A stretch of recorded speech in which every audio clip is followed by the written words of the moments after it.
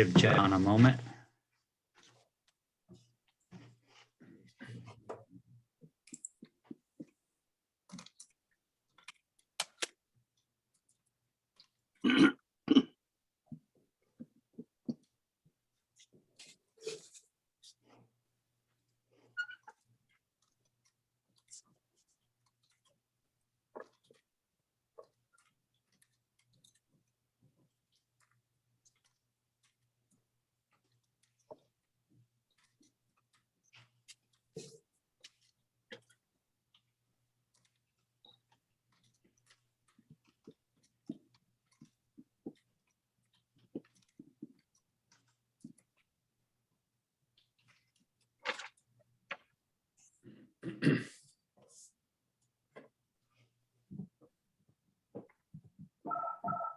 Yeah, you got John Chalk in the attendees list.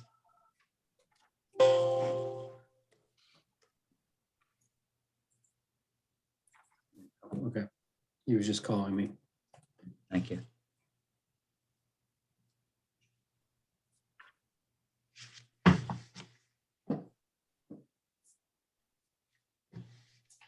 All right, I believe we have everybody in attendance. So I have 1:01 p.m. So I'd like to call to order the May 12th, 2021 Technical Review Committee. I'll do a roll call. John Chalk, Here. Rich Bourbonnais, Here. Here. Jamie Gorman, Here. Paul Jordan, Here. Dave Flanders, Here. Jamie Rabbit, present. We also have Jay Parker with us from the Planning Department and Brian Wagner and Chris Henney from Union Fire District. So we do have a forum of our group. Agenda item B is approval of minutes from April 14th, 2021. I move that we accept them as written. Second. Do we have any discussion?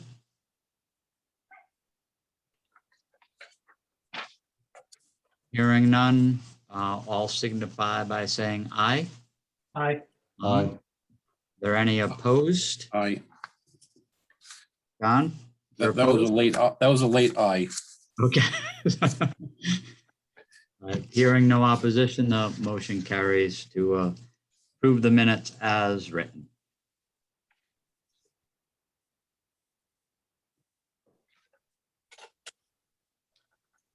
Now to the pertinent subject matter under agenda item C, TRC minor review. Agenda item number 1, we have Coastal Community Overlay District, Smith Roy Carpenters, Unit 15E9, add in an area for bathroom toilet located at 240 Cards Pond Road, AP 92-1, Lot 9, Stephen Smith, applicant and owner. Yes, I'm here. I am here. Okay.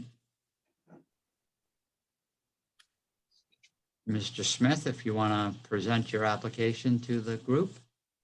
Yeah, I'm just asking for a request to extend the side of my cottage out to accommodate either a flush toilet or a compost toilet. 3 years ago, I added a shower stall platform in front, as you can see, right there. It would be the same size. It would just go on the other side of my pump house. The distances doesn't change, the same distance between the houses. Everything that's there is the same as it was 3 years ago, except for the addition of the bathroom.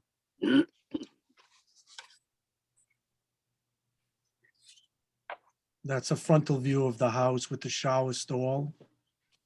Those are all the distances from the street and between the houses. And that's a side view of how I want to plan the bathroom. There's an existing pump, and that's the existing shower stall and the deck. And those are the distances between the street and the front of the house and the back of the house. But the footprint stays the same. It doesn't add to the back or anything, so. Do any of the committee members have questions? So I got a question is, I'm trying to understand visually, is that actually a deck on the, where the shower and the pump is, and it's a deck that's, The deck comes out from the front of the house, okay, and the existing deck, the front door is next to the shower stall of the house, and that's a stairway going down. So the deck was always existing. The deck was so is the shower platform open to the air, or is it, it's an open stall, yeah. and then you got kind of like, looks like a shed That's where box over the yes. pump house? that's where the pump is, and in the water heater in the pump house. So what, where the new bathroom is proposed, is that on, is there a deck there, or is that footprint that's being added to the building? No, that's gonna be added. I have to put a Okay, deck up. I have to put a floor up. okay, and you said flush or compost, I don't believe, I think they have what, communal sanitary facilities there, correct? Yeah, there are public bathrooms, but we're in the process of, I'm on a committee right now that's researching the possibility of doing flush toilets. But if that doesn't come to fruition, we want to put a compost in. So I think, Roy Carpenter's had an on-site wastewater remediation plan that was approved by the town many years ago. Correct. And that was for what exists today. So I think if Roy Carpenter's is looking to do anything different, I believe that's going to require town approval and certainly Yeah, DEM approval. It's all in the infancy stages right now. We were just trying to look, because of COVID last year and the closing of the public restrooms, we kind of put a committee together to research the possibility of using the same system, but that's all in an infancy research project right now. But we would like to have a compost if that's possible. So that room that I'm adding on would serve as either or.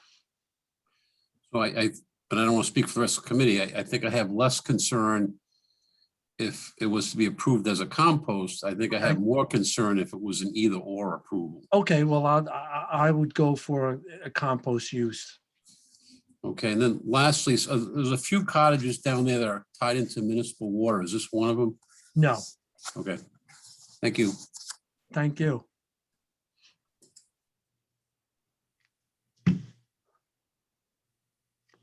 If I may add,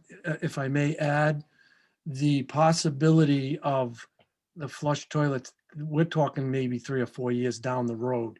So compost would be my main objective as of today.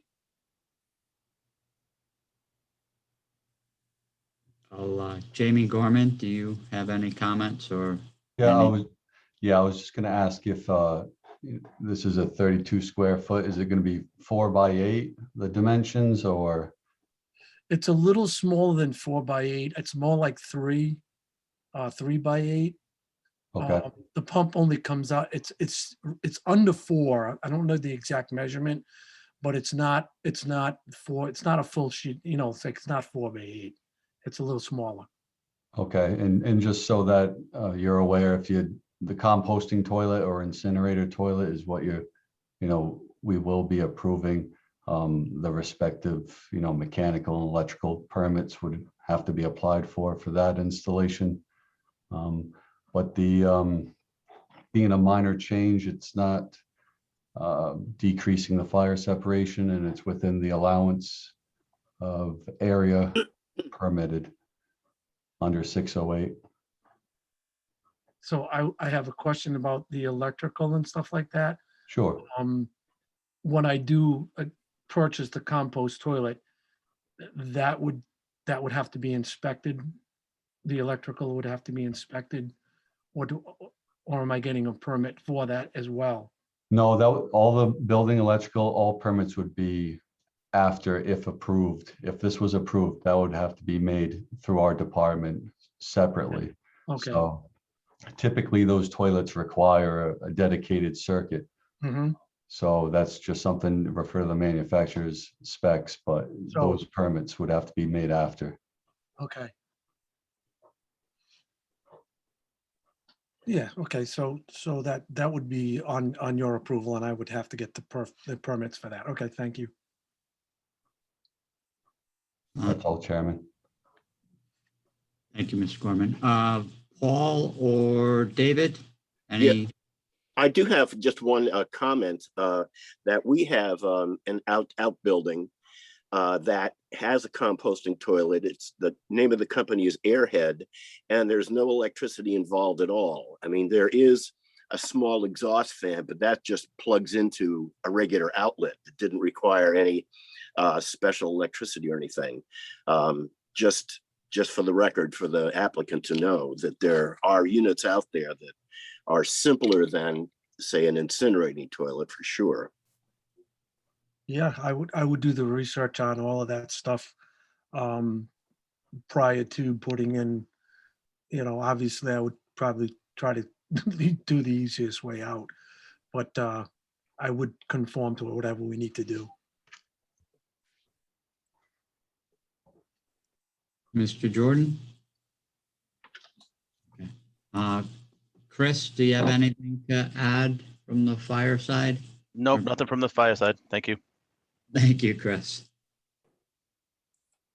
Rich? No, I have nothing. Okay. From my perspective, again, I agree with Jamie Gorman. It's building within the footprint. It is, from a regulatory standpoint, something that is approvable. With that being said, I would entertain a motion to approve with clarification that it is for a composting or incinerator toilet. It is not for a flush toilet or water assisted flush toilet, to John Chalk's point. So I'll make that motion. I'll second it. Is there any discussion? Hearing no discussion, I'll take a roll call. John Chalk, Aye. Rich Bourbonnais, Aye. Paul Jordan, Aye. Dave Flanders, Aye. Jamie Gorman, Aye. Jamie Rabbit, aye. Motion passes to approve proposed addition with a composting / incinerator toilet.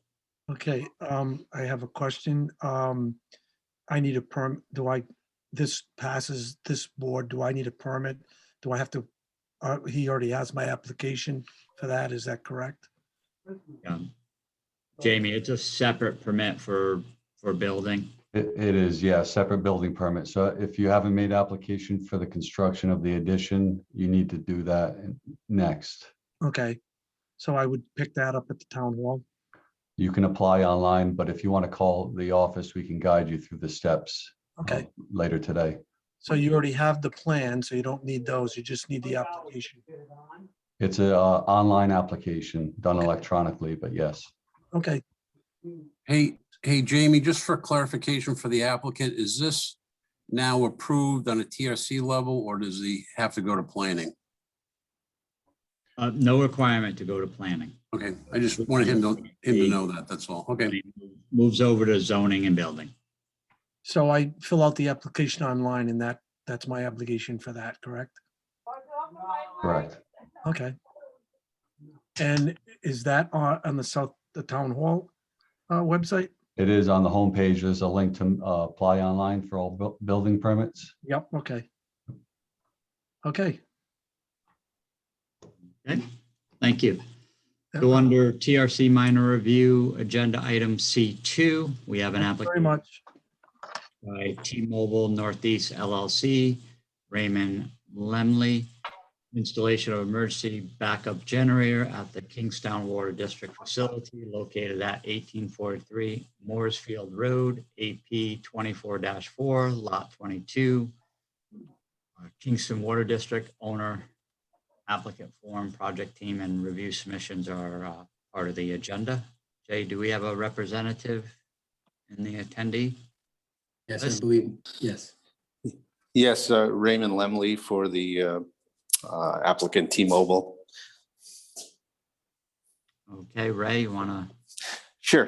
This is just part of T-Mobile's general nationwide build plan to install emergency backup generators at all their sites for situations when power goes down. So they don't lose, so customers don't lose service. This proposal, as you see, is at the water tank. It's a proposal for a 4x10 concrete slab to be installed within T-Mobile's existing lease area. And the generator would be installed on that slab. The water department has signed off and okayed this plan. And we just need you folks to hopefully say it's okay, and then we can move ahead with our additional permitting. So if you have any questions, let me know. I just had one. What's the power? Is that 3-phase, single phase, 220? I think it's a single. I believe it's a single phase. You have to excuse me. I'm on a rooftop in Boston. I don't have the plans in front of me, and I'm on my phone, so doing another T-Mobile project. So, but that's all laid out on the plan. The generator specs are right on the plan. We built it within the plans. I apologize for not having that information at my fingertips. I mean, it calls out, I think, a 25 kW Generac, but I'm just, is it Correct. 220, 480? You I don't know think they're generally 220. It's a pretty big generator, that's all. Yeah, that's their standard size. Actually, that's one of the smaller one. The 25 kW is the smallest one they use. Most of the time they go to 40 kW, but the 25s are what they need to power their equipment. John, on this page 7 of the plans that's up on the screen right now, I think it shows it's Yeah, that's what I just found that, yeah. single This is, phase. it's on A5 for mine though, but that's okay. Yep.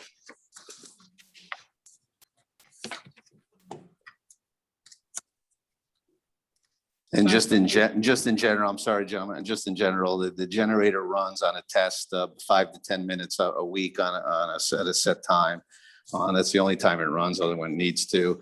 And with respect to fueling, I know some places have gotten questions. What'll happen is T-Mobile will hire a local licensed company to deal with the fueling and run that all through the Chris Champy over at the Water District. That's a skid mounted double wall tank, diesel tank? Yes, yeah, that's built into the. It's all part of the Generac system. Yep. Okay, thank you.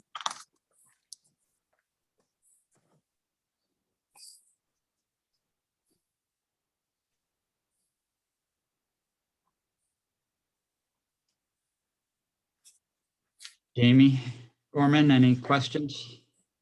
Just that that stockade fence is gonna be, the proposed is gonna be 8 foot in height all the way on 3 sides. Yes, And then those 2 plantings are an additional and they're proposed 6 foot in height. correct. Well, they'll start out at 6 and hopefully get to 8, but if we need to install 8, we can do 8. That's not a problem. Yeah, it's called out in the ordinance at 8 Yeah. foot in height. Okay, yeah, so that's easy. How about the placard? Is there emergency or response contacts placard Yes, for the enclosure? that's standard equipment. So once the install is done, there'll be a response, and then we'll also deal with that through the fire department as well. Okay, that's all I have. Thank you.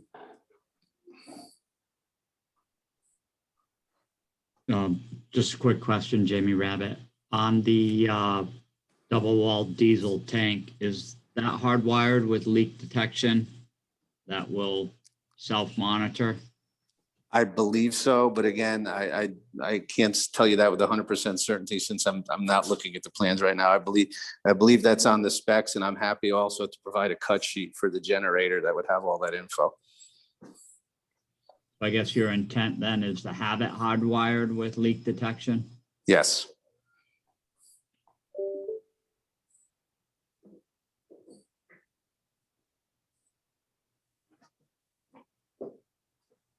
Jamie, David Flanders, Yes, just in the name of dotting all the i's and crossing all the t's, I believe it's Kingston Water District, not Kingstown Water District. Correct. No W. Yeah. I mean, you can check me on that, but I'm pretty sure. You're No, absolutely correct. that confused me in the beginning. So yes, I checked a couple times just to make sure on Okay. that.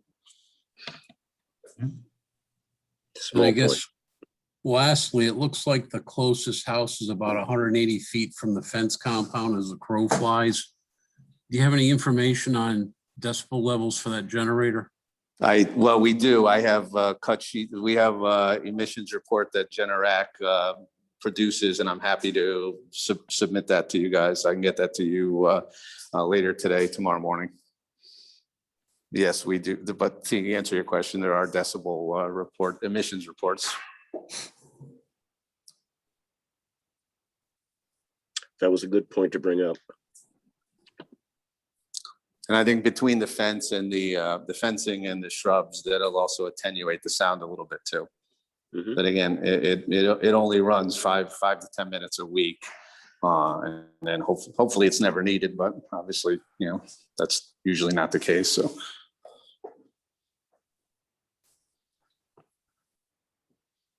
Chris, anything on the fire side? No, this is in the Kingston Fire District, so it would be Tom Reed, but I believe they would probably need a key box if it's not already available on the building, if the fire department has to access that. So that's something you Correct. may want to check with. Yeah, that's standard installation procedures with the fire department. Perfect. Thank you.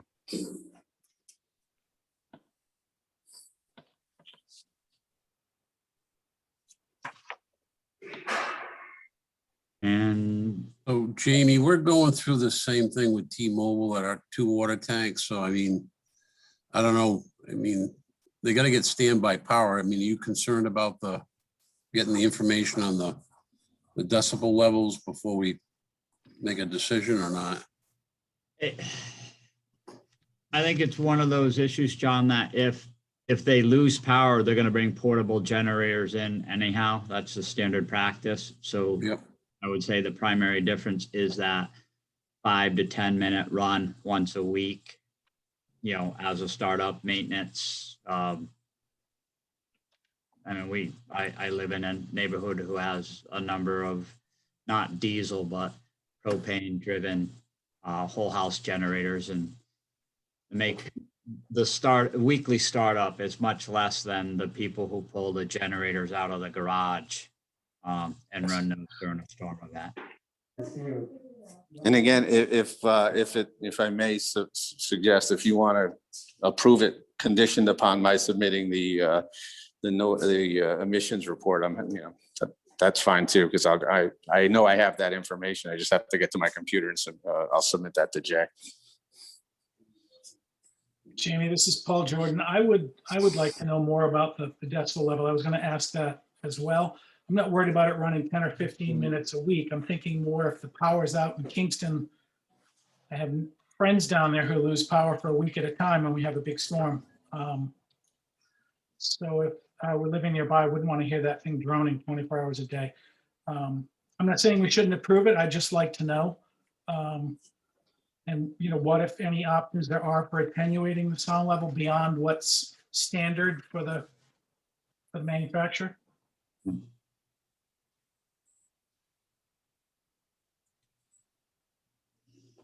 David Flanders here. I live in Curtis Corner, and when power goes out, people have generators. I mean, they're going all over the neighborhood. I think we just live and grow to expect it.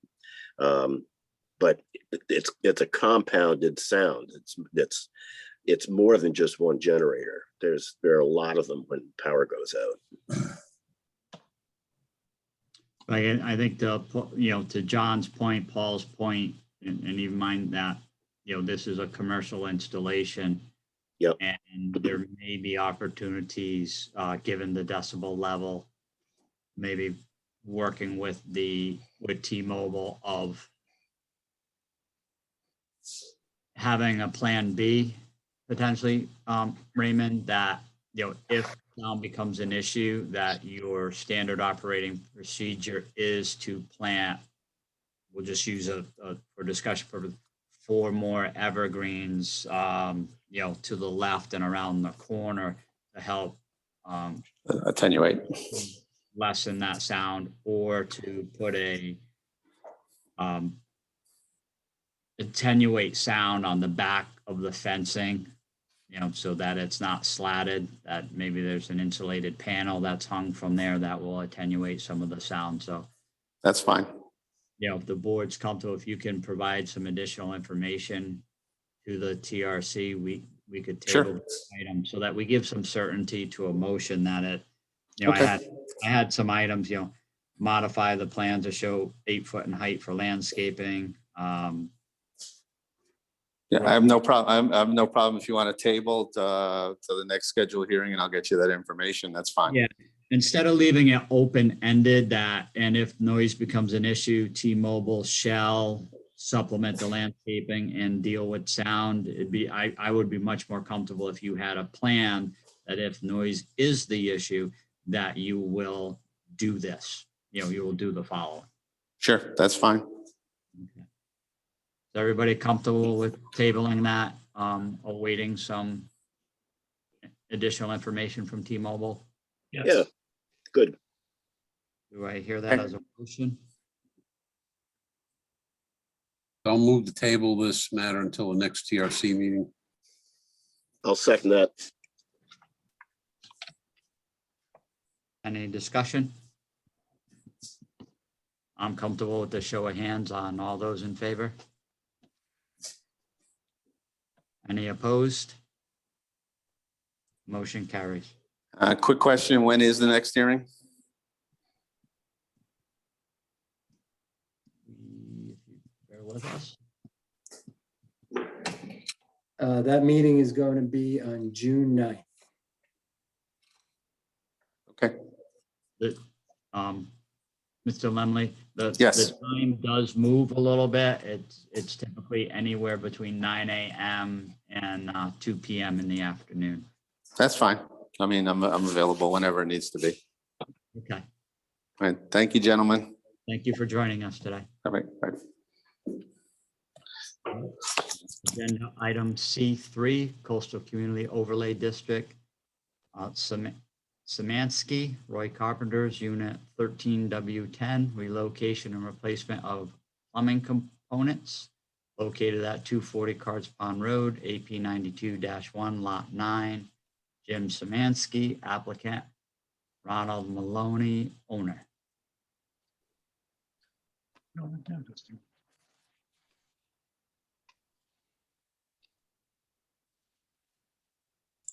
Mr. Chair, I do not see the applicant or the representative here. Mr. Rice, if you're here for this application, could you raise your hand?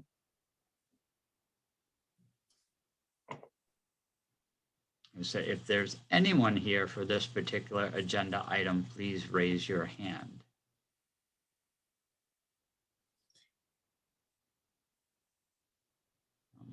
No, without seeing any. Jamie Gorman, is this something that you feel like it's relatively routine enough that we can move on without the applicant being present? Absolutely. Jay, if you can just bring up the site plan on that, and we'll just briefly review it.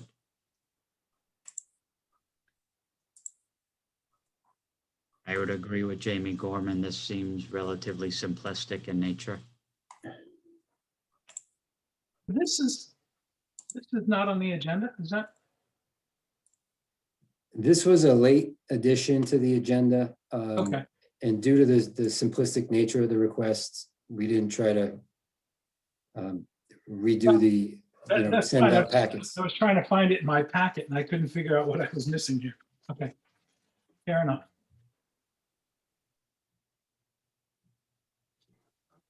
So is this 1311? Because it looks like Samansky's making an application for two that are on the agenda. Right. Yes, this is 1311, Okay, and then this one is 1310. yes, so 1311 is for the removal of the 14 or 4x4 outdoor shower stall and replacing with a 4x8 accessible wheelchair used shower stall. So the additional square footage would only increase by 16 square feet. It shows it detached currently. What I would just ask is that the shower be attached, because accessory structures under section 608 are granted only by special use permit. But this fire separation distance is not going to decrease, or rather it'll be over 15 feet from cottage 14W6 to 1311. Beyond that, it looks pretty straightforward here.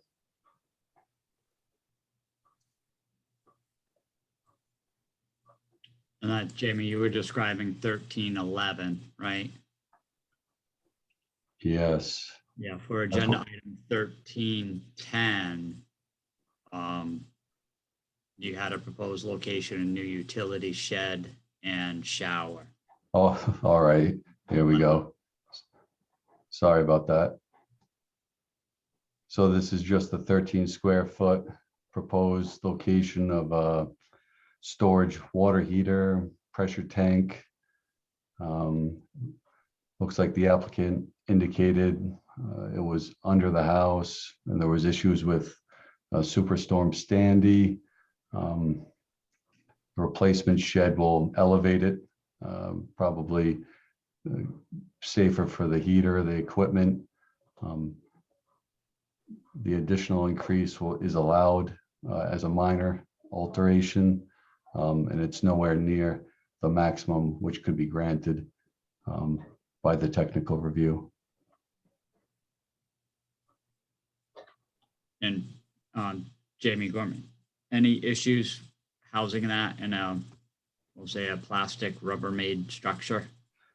Yeah, I mean, it's dependent on the listing, as long as a lot of those water heaters are listed for it to be exposed on the exterior to the elements.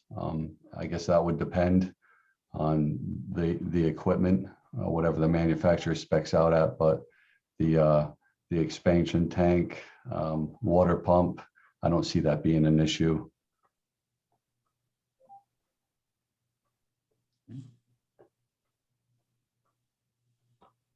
Any of the committee members have any questions or comments? Nope. From my perspective, I would be comfortable entertaining a motion to approve the structure, but material type or enclosure to be approved by the building department. So moved. That was David. Yes. Second. By Jamie Gorman. Do I hear any discussion? Is everybody comfortable just doing a show of hands, or would you like a roll call vote? All those in favor? Okay. Any opposed? Motion carries.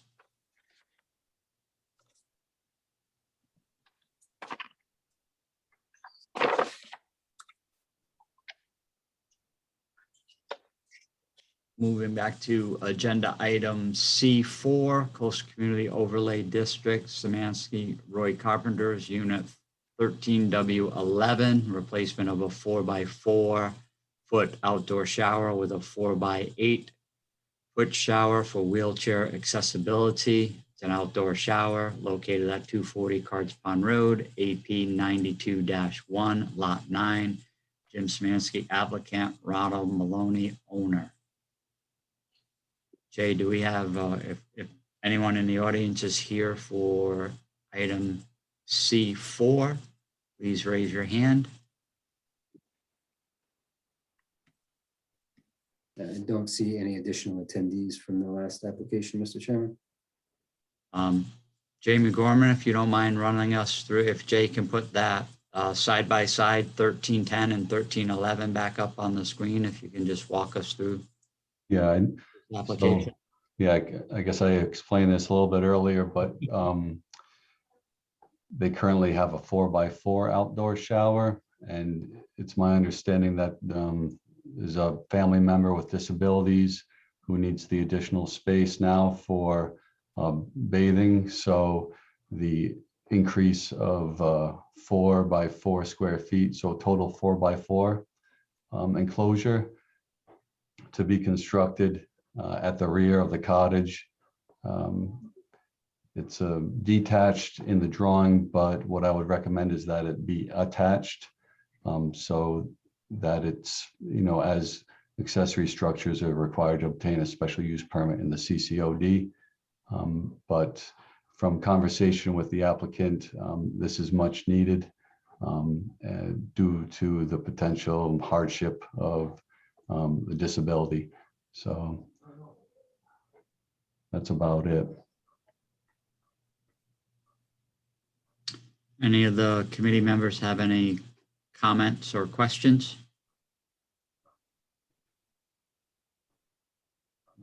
Not hearing any, I would entertain a motion to approve the addition of a shower with the condition that the expansion / addition of shower area has to be attached to the building as recommended by Jamie Gorman, building official. Make the motion. I'll second it. David Flanders. Thank you, David. Do I hear any discussion?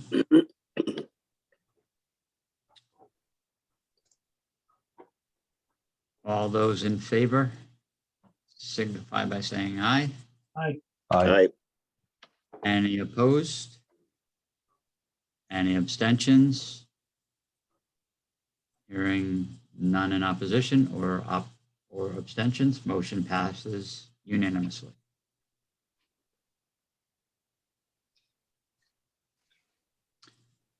That brings us to agenda item D, TRC advisory review. Item number 1, request for extension of combined master / preliminary plan approval for a major land development project titled Hampton Place Full Build Out. Request to extend combined master / preliminary plan approval for previously approved 4-building development totaling 40,000 square feet, full build out, AP 50-4, lot 24, located at 4847 Tower Hill Road, Chatham Properties LLC, applicant / owner. Jay, we only have one attendee left. And, I believe you've already brought Mr. King in. Mr. King, do you want to walk us through your application? Sure. Hi, everyone. Can you hear me? Yes. Okay. So this is an application that had appeared before the planning board and had received approval for a combined master preliminary in May of 2015. It's a little over 5 acres, this parcel. It actually was originally part of the Wakefield Meadows residential development, which was done, I think, about 15 years ago. And this piece was carved out to be an office use in the future, which came about in the 2015 timeframe. actually prior to that, I should say, phase one of this lot was completed, and that's the existing building that's there now, which is the Koch Eye Medical Office. So what is being proposed is phase two, which is for 3 buildings, 10,000 square feet in size. And these will be for office use, office and medical use as well. 2 of the buildings are a single story, one is a 2-story. And we actually, on the plan when we did it back in 2015, was a couple different options for different percentages of whether it be office or medical. And we provide parking for both of those options. The plans that were approved were also approved by DEM. That DEM is still valid. So the plans that had been approved were for, they had provided the full grading and drainage and utility design in accordance with the standards that were in place back then, which are still the standards in place now. Nothing has changed except for, the time. The reason, this pandemic, of course, threw a monkey wrench in everyone's plans, especially office use, that did have a lull, obviously from the pandemic. So Mr. Haddad would request for a 2-year extension, if that's possible, of the approval. His plans are to build this, but he would like to firm up a tenant before he starts construction, just for for obvious reasons. Can I interrupt, gentlemen? Just a correction, Brian. All buildings are going to be single level. There's not going to be a 2-story building. They're all going to be very similar to the Koch building. We provided architecture, and that's the only correction. I've made a decision that everything will be single level. You should want to be sure that's on a record. Sounds good. And then when we submitted this, we had a full landscape and engineering plan as well. Lighting was reviewed for the dark skies principle. So all that was reviewed and is still current with the standards today. Also, I just want to reiterate, we had one extension, but nobody knew what this pandemic basically would entail. Who knew? You can't predict it. Any office tenants, I have multiple office buildings in the state.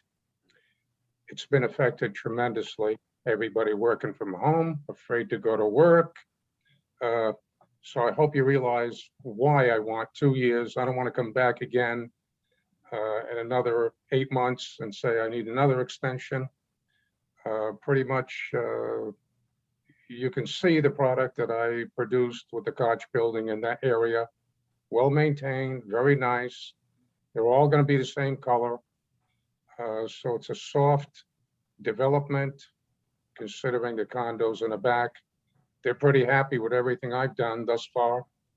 They've got their gates, and that alleviated any traffic flowing through from outside this development. So I'll ask for 2 years, and hopefully you'll understand why I'm asking for 2 years. I don't want to come back again in another 8, 9 months and ask for another extension.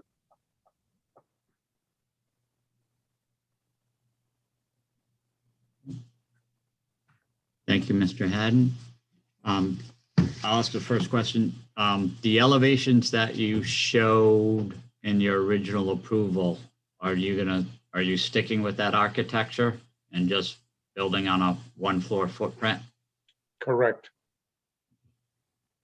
Right. Nothing is going to change other than, Jamie, in lieu of a 2-story, we're going to be doing a 1-story. Okay.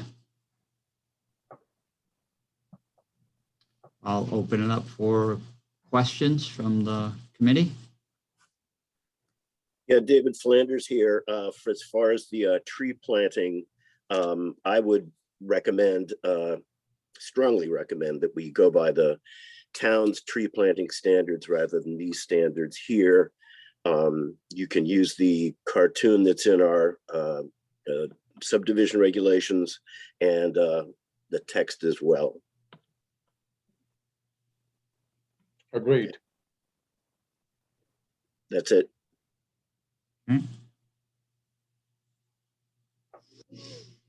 John, Rich, Paul, Chris, any additional comment? Yeah, this is Paul Jordan. I'm just curious about the visibility from Route 1. It looks like the existing building, existing dwelling to remain, and there's a lot of vegetation there. I'm guessing this isn't really going to be visible from Route 1, but now that we have the scenic highway designation, I just want to be sure that that is the case. Paul, I can answer that very briefly. If you go by anytime, you hardly see the Koch building as it exists. Yeah, I agree. All other buildings are at a lower level elevation. Yep. Oh, they're lower than Koch. Okay. Very good.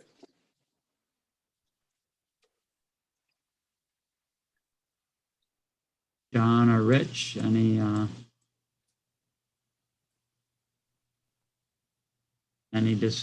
additional questions? Nope, I'm good.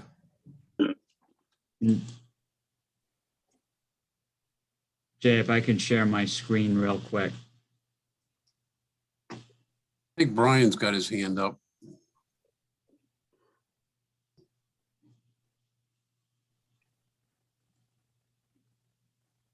Can everyone see that screen? Yeah, that's what I was just looking at, Jamie. Yeah, that's what you're looking at. No, there is an office building behind there.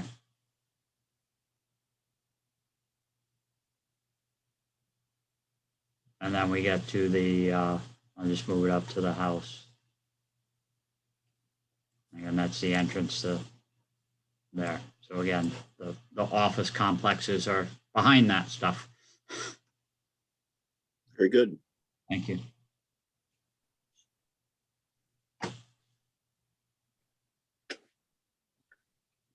Yeah, Brian. Brian, for some reason we cannot hear you, or I cannot hear you.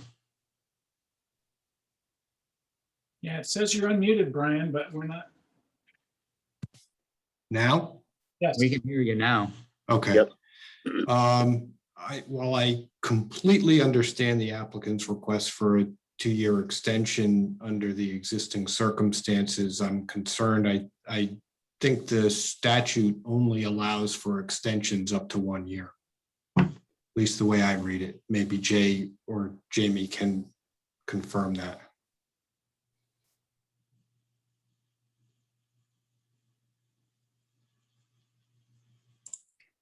Brian, I think you are correct. It does say 1 year. I don't know if there is a mechanism to consider 2 years or not. I don't know if that's something, if there's flexibility there. I think that's something that we'd have to defer to legal counsel on.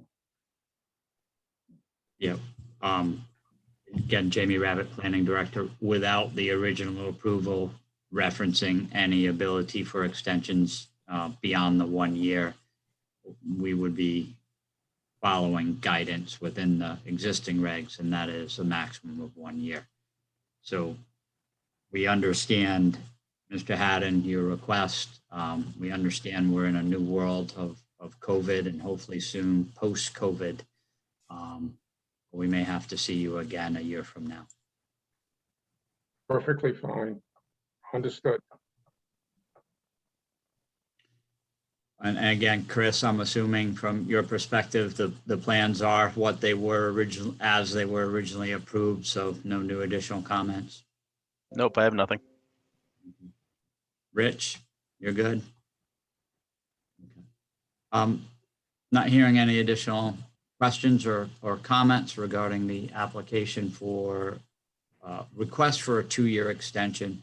I would entertain a motion for a 1 year extension, and that 1 year extension goes with a requirement that the applicant adhere to the town's tree planting detail during any construction activity. Sounds good. So move. I'll second David Flanders. Is there any discussion? Hearing none. All those in favor signify by saying aye. Aye. Aye. Aye. Any opposed? Any abstentions? Hearing none, motion passes unanimously. Maybe if I may ask a